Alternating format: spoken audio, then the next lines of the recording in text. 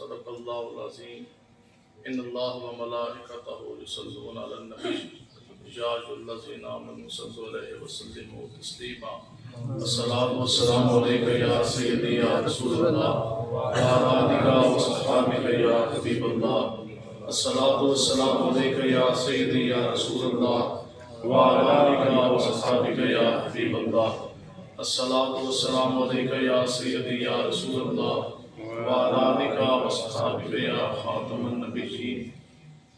آپ احباب حضور علیہ الصلوۃ والسلام کے غلام تشریف فرمائیں، اور بلا شک بلا شبہ یہ ہم سب کے لیے بہت بڑی اعزاز اور سعادت کی بات ہے کہ اللہ تبارک و تعالیٰ نے ایک مرتبہ پھر رمضان المبارک شریف کے روزے رکھنے کی ہم سب کو سعادت عطا فرمائی، اور ہم سے بڑے اچھے اچھے لوگ، بڑے پرہیزگار، متقی، زہد اور تقوی والے لوگ، وہ آج کوئی شرعی عذر کے تحت یا کوئی بندہ کوئی بیمار ہے، وہ اسپتال کے اندر ایڈمٹ ہے، تو یہ تو صرف اور صرف محض اللہ اور اللہ کے رسول کا کرم اور فضل ہی ہے کہ اسی ایک باری پھر جو ہے روزے رکھ رہے ہیں۔ تو اللہ تعالیٰ کا فرمان ہے، قرآن کی نص ہے کہ اللہ تبارک و تعالیٰ نے اے ایمان والو، اللہ تعالیٰ نے تم پر روزے ایسے فرض کیے جیسے کہ تم سے پہلے کے اوپر روزے فرض کیے گئے تھے، اور اس کا مقصد کیا؟ اللہ تعالیٰ فرماتا ہے کہ اس مقصد کے لیے تاکہ تم متقی بن جاؤ، تمہارے اندر تقوی اور اتقاء کی دولت تمہارے سینوں کے اندر آ جائے۔ تو پہلی چیز تو یہاں یہ واضح ہوگی کہ حضرت آدم علیہ السلام سے لے کر آقا و مولا حضور علیہ السلام، حضور کن نور شافع یوم نشور صلی اللہ تعالیٰ علیہ وسلم، حضور کی امت تک تمام انبیاء کرام کی امتوں کے اوپر روزے فرض کیے گئے۔ حال البتہ ان کے احکام اور ان کے جو اوقات تھے وہ مختلف تھے، لیکن حضرت آدم علیہ السلام سے لے کر آقا و مولا حضور علیہ السلام تک جتنے بھی نبیوں کی امتیاں ہیں، سب کے اوپر اللہ تبارک و تعالیٰ کی طرف سے روزے فرض کیے گئے۔ اور جو روزوں کی فرضیت جو آئی شریعت محمدیہ میں، وہ شوال 10 شوال 2 ہجری کو آئی۔ اس سے پہلے بھی آقا و مولا حضور علیہ السلام خود بھی اہتمام فرماتے سن، آقا و مولا اس سے پہلے بھی روزے رکھتے تھے۔ تو اس کی وجہ کیا ہے جی؟ آقا و مولا حضور علیہ السلام فرماتے ہیں کہ اس لیے کہ رب یہ چاہتا ہے کہ تم متقی ہو جاؤ۔ اب یہاں دو چیزیں ہیں کہ انسان کا جو سب سے بڑا دشمن ہے نا، وہ دو ہی ہیں، اور ازل سے یہ کام چلتا آ رہا اور قیامت تک یہ چلتا رہے گا، جس وقت تک آخری سانس ہے اس وقت تک تو ساتھ ہی ہے۔ پہلا چیز ہے شیطان اور اس کے چیلے، اور دوسری چیز ہے آپ کا نفس۔ تو رمضان المبارک کے مہینہ میں آپ کو یہ معلوم ہے کہ اللہ تبارک و تعالیٰ کے حکم کے اوپر تمام جتنے بھی شیاطین ہیں، جتنے بھی یہ شیطان ہیں، ان کو زنجیروں کے اندر جکڑ دیا جاتا ہے۔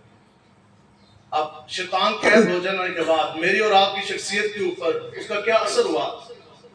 کیا آپ نے دیکھا کہ معاشرے کے اندر ایک نور ہے اور ایک بڑی اچھی ایک دینی فضا اور وہ قائم ایک ہوتی ہے؟ پورا سال جس بندے نے ایک مرتبہ بھی قرآن مجید کھول کے پڑھا نہ سنا نہ، رمضان کے اندر وہ بھی تراویح آگے سن لیتا ہے۔ رمضان کے اندر چونکہ شیطان ہو گیا قید، اب شیطان کے جگہ جاننے کے بعد میرے اور آپ کی ذات کے اوپر اس کے یہ اثرات تو ضرور آئے کہ شیطان کے جگہ جاننے کی برکت سے جس بندے نے پورا سال قرآن کی تلاوت نہیں کی، اب وہ قرآن کی تلاوت کرنے لگ گیا۔ جس نے پورا سال قرآن مجید کی تلاوت سنی نہیں، اب وہ بھی سننے لگ گیا۔ اور جو پورا سال مسجد میں جمعے کے لیے جاتا تھا، اس کا بھی رجحان جو ہے وہ بازاروں سے ہٹ کر مسجد کی طرف منتقل ہونے لگ گیا۔ یہ تو ہے کہ شیطان کے بند ہونے کی برکت، جس کی وجہ سے طبیعت جو ہے وہ دین اسلام کی، مسجد کی طرف، قرآن و حدیث کی طرف، تلاوت کی طرف، نمازوں کی طرف، نوافل کی طرف جو ہے اس کا جھکاؤ ہونے لگ گیا، میلان اس طرف ہونے لگ گیا۔ لیکن اب دوسری چیز ہے، وہ ہے جی نفس۔ ایک شیطان ہے، وہ تو جکڑ دیا گیا، اور دوسرا نفس ہے۔ نفس کیا ہے کہ اگر شیطان ابلیس کو بھی کسی نے کھڑا کیا نا اس وقت نافرمانی کے لیے، اگر ابلیس بھی اس وقت اس نے نافرمانی کی، تو ابلیس کو بہکانے والی کیا چیز تھی؟ وہ بھی ابلیس کا اپنا نفس ہی تھا نا۔ اس نفس نے ابلیس کو جو سے وہ بھی شیطان بنا دیا، بہکا دیا، اس کو پھسلا دیا۔ تو اب یہ ایک نفس ہے جی، اور یہ نفس پھر کیسی چیز ہے کہ اب شیطان بند ہو گیا، نفس کھلا ہے، تو اب کیا ہے کہ قرآن مجید کی تلاوت تو جاری و ساری ہے، لیکن نگاہ جو ہے وہ پاک نہیں ہے۔ نمازیں بھی ہیں، تراویح بھی ہیں، سحری بھی ہے، افطاری بھی ہے، لیکن خیالات جو ہے وہ پاک نہ ہو سکے۔ اسی طرح قرآن مجید کی تلاوت جو سی ہے وہ سنی، لیکن قرآن کی جو روح ہے، جو اس کی تسکین ہے، وہ سینے کے اندر نہ آ سکی۔ ہاں اسی طرح حضور کے صدقے ہمیں رمضان کے روزے تو ملے وہ تو رکھے، لیکن جس مالک و مختار کے صدقے روزے ملے ان کے نظام مصطفیٰ کے نفاذ کے لیے ہم پھر بھی نہ کھڑے ہو سکے۔ یہ وہ چیز ہے کہ جب شیطان جکڑ دیا جائے گا، نفس تمہارا کھلا ہوگا، اگر تم نفس کی پیروی میں پڑ گئے تو پھر کیا ہوگا کہ بے قرآن کی تلاوت تم سنو گے لیکن عظمت قرآن کے لیے تم کھڑے نہیں ہو سکو گے۔ کیا آپ نے دیکھا نہیں کہ آج ملک پاکستان کے اندر ہر چیز کا محکمہ موجود ہے؟ یہی وہ باتیں ہیں جن کی وجہ سے بڑے لوگوں کو تکلیف بھی ہے، ہمارے اوپر پرچے بھی ہیں۔ بتاؤ جی، ملک پاکستان میں اوپر سے لے کر نیچے تک ہر چیز کا محکمہ موجود ہے، لیکن وہ ملک جو حضور کے نام پر بنا، بتاؤ جی آقا و مولا کی عزت ناموس کی پہرےداری کے لیے کوئی ایک محکمہ ہے موجود؟ نہیں۔ اگر ہے تو آپ نام لے لیں۔ ملک پاکستان کی سرحدوں کی محافظ فوج، فضائی حدود کی رکھوالی کے لیے ایئر فورس، GF-17 ٹھنڈر بھی ہیں، F-16 بھی ہیں، اور جناب بڑے بڑے معراج طیارے بھی ہیں، پھر بحری ڈرونز ہی ہیں، بری اور بحری، اس کے لیے نیوی آ گئی، اور جناب زمینی سرحدوں کی حفاظت کے لیے آرمی آ گئی، بہت زیادہ پاک ادارہ ہے۔ لیکن بتاؤ جی حضور پاک کی عزت ناموس کی پہرےداری کے لیے کون سا محکمہ ہے؟ کوئی بھی۔ قرآن کی عظمت کی حفاظت کے لیے کون سا محکمہ ہے؟ پھلوں کے ریٹ لگانے کے لیے بھی محکمہ ضرور موجود ہے، ڈرگ انسپیکٹرز بھی موجود ہیں، اور جناب سبزی منڈی کے اوپر چھاپا مارنے کے لیے بھی محکمے موجود ہیں۔ پھر بتاؤ کہ ریٹ سبزی کا اپنی من مانی سے بندہ ملک پاکستان کے آئین کے خلاف نہیں لگا سکتا، تو پچھلے 10 سالوں میں آقا و مولا کے 50 لاکھ سے زائد خاکے کس طرح بن گئے؟ آج ہر چیز کے لیے قانون جو سے موجود ہے۔ بتاؤ جی قرآن مجید کی عظمت اور حفاظت کے لیے، یہ تو آپ ہے نا حضور کے غلام، اپنے تحت اپنی مدد آپ کے تحت مساجد کے باہر اور جناب کھمبوں کے اوپر ڈبے جو سے وہ لٹکائے دیے جاتے ہیں، جناب مقدس خوراک کے لیے یہ ڈبے لگے ہیں، ان کے اندر مقدس خوراک ڈال دیں۔ آپ بتائیں جی کیا ملک پاکستان کی حکومت کی یہ ذمہ داری نہیں ہے؟ اور آج حالت کیا ہو گئی کہ آپ یقین کریں خدا کی قسم بالکل نئے نسخے قرآن مجید کے، نئے نسخے کہ ان کو غلاف کے اندر لپیٹے ہوئے ویسے نئے نسخے لوگ آ کے ان ڈبوں کے اندر ڈال جاتے ہیں کہ ہمارے پاس تو وقت نہیں ہے پڑھنے کا۔ جو لوگ دعویٰ کر رہے ہیں اور جن کے دل میں یہ درد ہے، بتائیں جی آج اقبال کہتا رہے گی رسم عذاب، بتاؤ کہ صحابہ کے دور میں خدا کی قسم کوئی ایک ایسا واحد صحابی رسول نہیں تھا کہ جس کے پاس قرآن مجید کا پورا نسخہ موجود ہو۔ یہ تو دور صدیق اکبر میں تمام قرآن مجید کو کمپائل کر کے اکٹھا کر کے پھر اس کا نسخہ تیار کیا گیا۔ بتاؤ جی دور صحابہ میں حضور علیہ السلام کی ظاہری حیات مبارکہ میں قرآن کے بڑے بڑے پریس خانے، چھاپے خانے موجود نہیں تھے، قرآن مجید کے پورے نسخے اور اعلیٰ پیپر کے اوپر وہ پرنٹڈ نہیں تھا، لیکن علامہ اقبال کہتا کہ وہ دور کے جس وقت قرآن صحیفوں کی شکل میں موجود تھا، کبھی گھوڑوں کی اور جناب اونٹوں کی ہڈیوں کے اوپر، اونٹوں کی شانوں کے اوپر قرآن مجید محفوظ، کہیں تھوڑے بہت کسی حصے کے اوپر موجود، کہیں جانور کی کھالوں کے اوپر محفوظ، کہیں پتوں کے اوپر محفوظ، لیکن اقبال کہتا ہے کہ اس وقت صحابہ کے سینوں کے اندر وہ قرآن ضرور محفوظ تھا۔ بڑے چھاپے خانے نہیں تھے۔ آج اس علاقے کی آبادی کے اندر سے اگر آپ قرآن مجید کے نسخے نکال دیے جائیں تو ایک نہیں، دو نہیں، ہزاروں نہیں، لاکھوں قرآن مجید کے نسخے آج جو سے وہ آپ کو حاصل ہیں، آپ کو موجود، آپ کو مل جائیں گے، دستیاب ہیں۔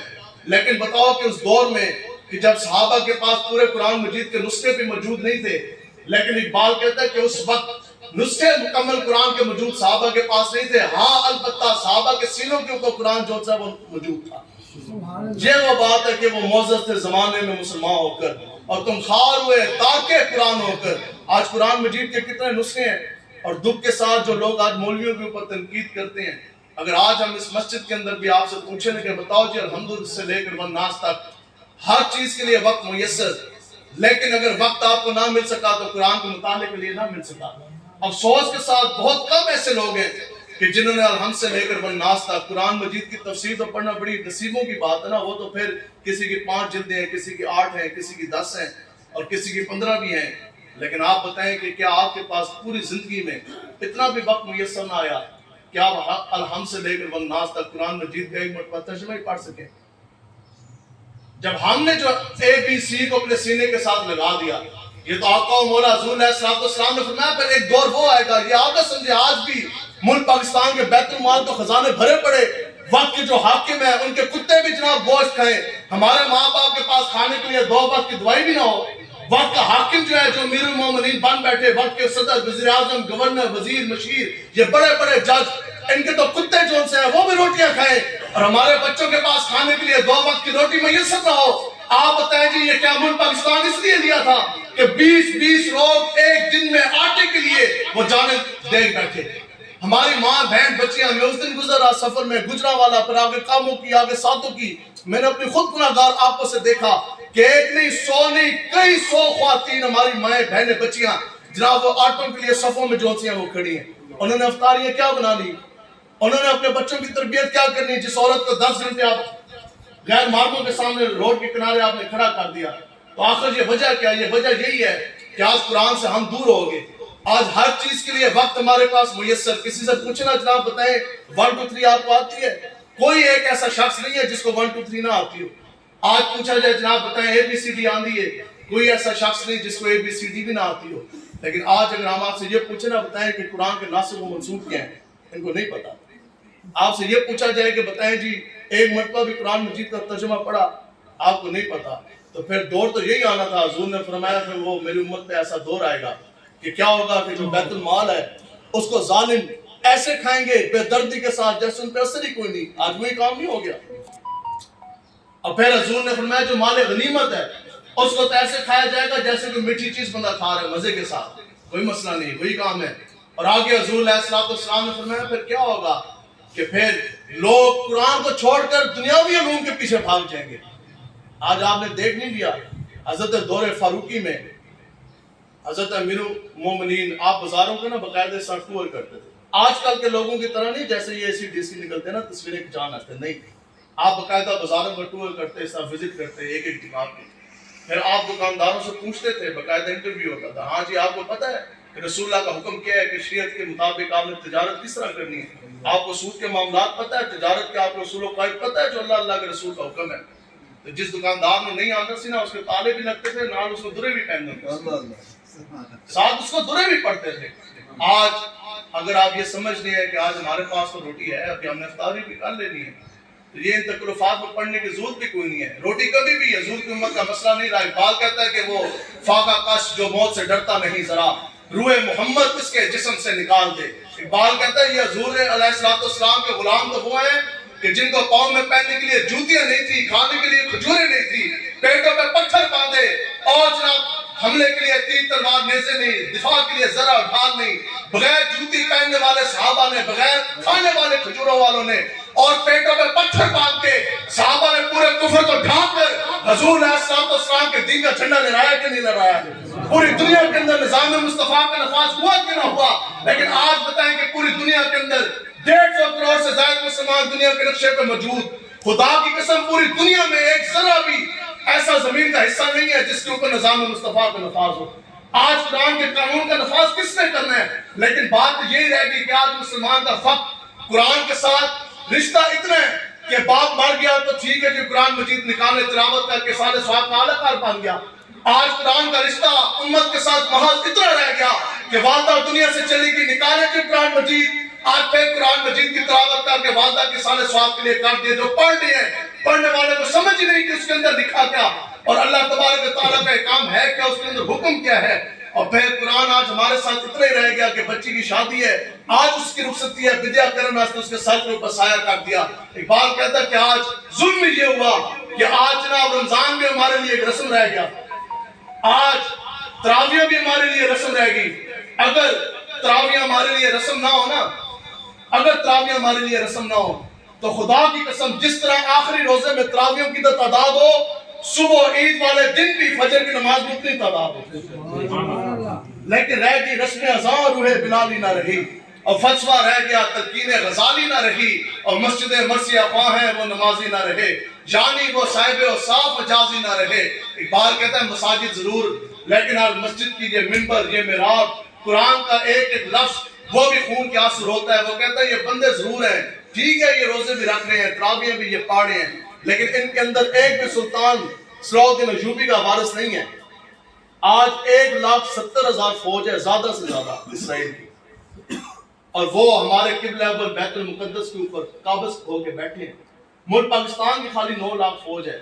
آج رمضان پیکیج ہے، رسم ہے نا، رمضان پیکیج دیے جا رہے ہیں حکومت کی طرف سے. ہم نے کہا اچھی بات ہے دیے جائیں، چینی سستی ہوگی، آلو سستے ہو گئے، اچھی بات ہے. لیکن بتاؤ جی کہ حق یہ نہیں تھا کہ اس رمضان کو ہم جہاد پیکج کا اعلان کرتے ہیں. سبحان اللہ. حضور نے تو فرمایا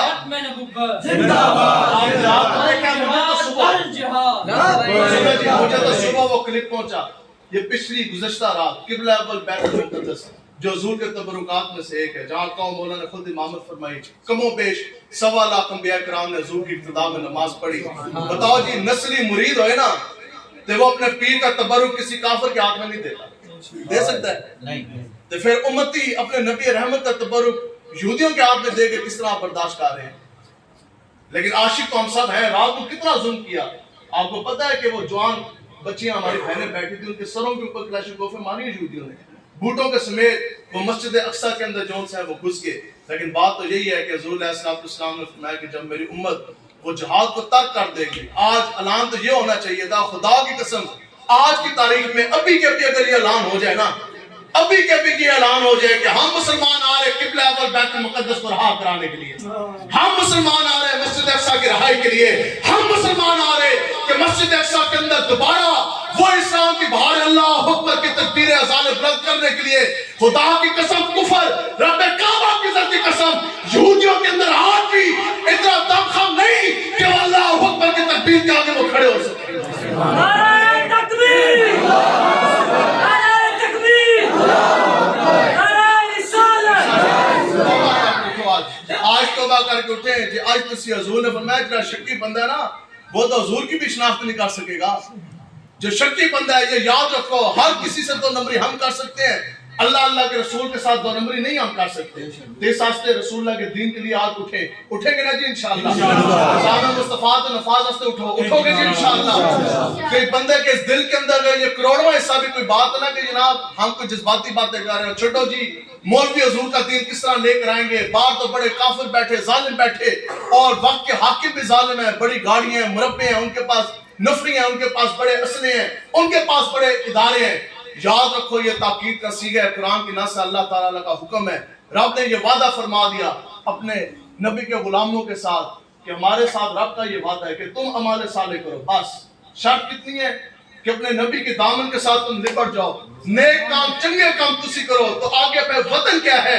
چین و عرب ہمارا، ہندوستان ہمارا، مسلم ہے ہم، وطن ہے سارا جہاں ہمارا، توحید کی امانت سینوں میں ہے ہمارے، آسا نہیں مٹانا نام و نشاں ہمارا، اور باطل سے دبنے والے اے آسمان نہیں ہے ہم. 100 بار کر چکا ہے تو امتحان ہمارا. رب کا یہ فرمان ہے، رب کا قرآن ہے. رب نے فرما دیا تمہاری ڈیوٹی اتنی ہے کہ تم اعمال صالح کرو، چنگے کام نیک کام آپ کرتے جائیں. پھر رب نے فرما دیا کہ اللہ تعالیٰ تمہیں زمین کے اوپر اپنی خلافت ضرور عطا فرمائے. سبحان اللہ. یا الہی وہ ویسی خلافت ہے، اللہ تعالیٰ نے فرما دیا کہ وہ ایسی خلافت ہے جیسے کہ تمہارے پہلے والے بزرگوں کو دی گئی. خدا کی قسم دور صدیقی واپس آنے کو ہے انشاءاللہ. انشاءاللہ دور فاروق کی جو ہے وہ دوبارہ پھر واپس آنے کو ہے انشاءاللہ. یہ مدنی بہاریں جو سے پھر لوٹنے کو ہیں انشاءاللہ. حضور کے دین کا نفاذ ہونے کو ہے انشاءاللہ. نظام مصطفیٰ کا سورج جو سے وہ طلوع ہونے کو ہے. تو پھر دسو جی قرآن و حدیث پڑھ جانے کے بعد میرا اور حضرت صاحب کا، علامہ صاحب کا، جو ہمارے اور بزرگ استاد اور علماء کرام یہاں تشریف فرمائے، کیا مولویوں کا اور پیروں کا یہ حق نہیں بنتا کہ ہم نظام مصطفیٰ کے نفاذ کے لیے کھڑے ہوں؟ کیا ہمارا حق نہیں یہ بنتا کہ پھر اس یہ کہ نہیں جی وہ تو تھانے دار آ جائے گا تو پرچہ ہو جائے گا تو ڈی سی او آ جائے گا تو نظر بندی ہو جائے گی تو زبان بندی ہو جائے گی. ہم ہی جناب پچھلے 8 سالوں سے جیلیں کاٹتے. اب تو خدا کی قسم اتنے پرچے ہیں کہ پہلے مجھے نہیں پتا تھا، اب تو اتنے پرچے ہیں کہ محکمہ پولیس والوں کو بھی نہیں پتا. لیکن پھر کوئی ایسا پرچہ ہے کہ ہم دامن مصطفیٰ سے دور ہو جائیں گے. جہاں بندہ حضور کے نام تک پرچہ نہ جھل سکے اس سے حضور کے دین کے لیے کیا کھڑے ہونے. جو بندہ تھانے دار کی آنکھ میں آگ نہ ڈال سکے، معاشرے کے سامنے نہ کھڑا ہو سکے، اور چھوڑے جی لوگوں کے سامنے کون کھڑا ہوگا؟ بتاؤ پھر اس جوانی کا کیا فائدہ؟ اس قرآن و حدیث کے پڑھنے کا کیا فائدہ؟ اس محراب پہ منبر پہ بیٹھنے کا کیا فائدہ؟ بتاؤ جی جرنیلی کی کرسی پہ بیٹھنے والا شخص اپنے آپ کو جنرل کہتا ہے، جرنیلی کی کرسی پہ بیٹھ جانے کے بعد وہ شخص اپنے آپ کو جنرل کہتا ہے، وہ جنرل بن جاتا. سپاہی سامنے آ کے کھڑا ہو جائے تو جنرل کی کرسیاں کامتی، وہ ٹانگیں کامتی ہیں نہیں. کیوں؟ کرسی کا بھار ہے نا. وہ کرسی پہ جو بیٹھ گیا جنرل کی کرسی پہ، وہ جنرل جو بن گیا. یہ آپ کو نہیں پتا اس کی نسل کیا ہے، اس کی ذات کیا ہے، یہ کمی ہے، یہ کس نسل سے ہے. لیکن ضلع جیلم کے انتظامیہ امور کے سربراہ کی کرسی ہے ڈپٹی کمشنر کی ڈی سی او کی. وہ ایک شخص ڈی سی او کی کرسی پہ آ کے بیٹھ گیا، وہ ڈی سی او بن گیا جی جیلم دا بدماش. دوسرا ڈی پی او کی کرسی پہ آ کے بیٹھ گیا، وہ ڈی پی او بن گیا. पूरी जन्म की पुलिस की नफरी उसके अंदर है, जिस मर्जी ने चुको, जिससे मर्जी पर्चा दो। ठीक है, हमने माना आपका बड़ा भार है, आपकी बड़ी पावर है, लेकिन खुदा की कसम ये पूरी दुनिया की कुर्सियां मिला ली जाए, ये मिंबर रसूल की शान और शौकत के पहले मरे तक नहीं पहुंच सकते। बताओ जी, डीसीओ की कुर्सी पे बैठने वाला ओ बड़ा बाख्तियार हो, जो जनरल की कुर्सी पे बैठ जाए, सिपाही को देखकर उसकी टांगे ना कांपे, तो जो बंदा काला काला रसूलुल्लाह और कुरान और हदीस का दर्स दे, दीन इस्लाम की बात करे और मस्जिद के अंदर मिंबर रसूल पे बैठ जाए, तो मिंबर रसूल के ऊपर बैठने वाले की टांगे किस तरह काम सकती हैं? मिंबर रसूल के ऊपर बैठ जाने के बाद फिर बंदा किसी तरह मरूब हो जाए, इस वास्ते तुसी उठो। कोई ज्यादा सख्त बात तो नहीं है जी, रसूल के दीन के लिए खड़े होंगे ना जी इंशाअल्लाह। अपने घर की कुंडी कोई नहीं उतारने देता। लोग कहते हैं ना मौलवी इंतहा पसंद, दसो जी गैरत का ये तकाजा है। अपने घर की अमीर मुजाहिदीन फरमाते से कोई बंदा कुंडी नहीं उतारने देता, तो मस्जिद के स्पीकर हम किस तरह उतारने दे? मस्जिद के स्पीकर इंशाल्लाह नहीं उतरने देंगे इंशाल्लाह। हुजूर के दीन का नफाज होगा इंशाल्लाह। मुल्क पाकिस्तान की मिशत को सूद से इंशाल्लाह पाक किया जाएगा।